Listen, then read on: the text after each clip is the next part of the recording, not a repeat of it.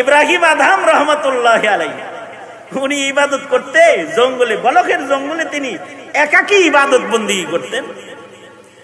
এক police officer ওইটার ভিতরে ঢুকছে জঙ্গলে কোন কাজে, মিশনে, ঢুইকা রাস্তা হারায় ফেলাইছে। হযরত ইব্রাহিম আদহাম তো বয়ে রইছে, জিকির করতেছেন, সাধারণ ড্রেস আপ, বাদশার পোশাক তো আর না, সাধারণ পোশাকে আবেদ মানুষ জঙ্গলে ইবাদত করতেছে। তো উনি যখন মুরাকাবা করতেছে তখন কাশফের হালতে আছে, একটা ওয়াজদের হালতে উনি আছে। আর এই পুলিশ অফিসার রাস্তা ভুলা যায় জিগাইতেছে জঙ্গলের ইব্রাহিম আদহামকে, জঙ্গলের ভিতরে, এই এই চিনে না তো, বলতেছে এই এই সাধক, মানুষজন কই আছে, কোন দিকে আছে, বাড়িঘর কোন দিকে? তো ইব্রাহিম আদহাম রহমতুল্লাহ দেখাই দিছে এইদিকে, এদিকে বাড়িঘর আছে, এরকম একটা দেখাইছে। এই পুলিশ অফিসার ওই দিকে গেছে, যা দেখে কতগুলো কবর। কি দেখছে?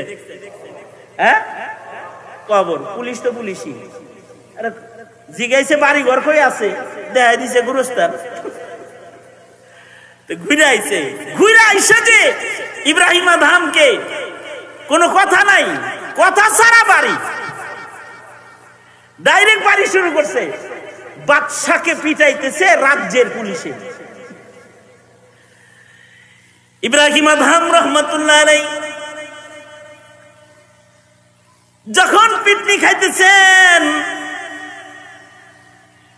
ওই সময় ইব্রাহিম আদহাম রহমতুল্লাহ আলাইহি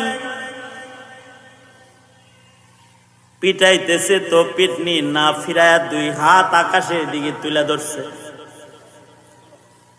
তুলে দোয়া করতেছে, ওগো আল্লাহ যে আমাকে মারতেছে, আয় আল্লাহ তুমি তার জিন্দেগির গুনাহ মাফ করে দাও।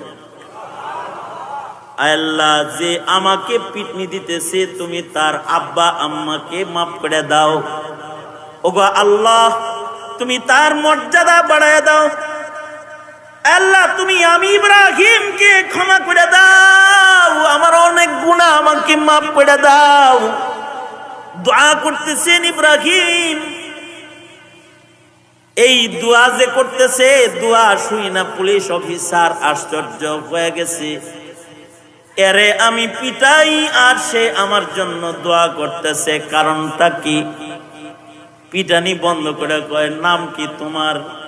আমি তোমার উপরে আঘাত করি আর তুমি আমার জন্য দোয়া করো, তুমি কে, কি তোমার নাম?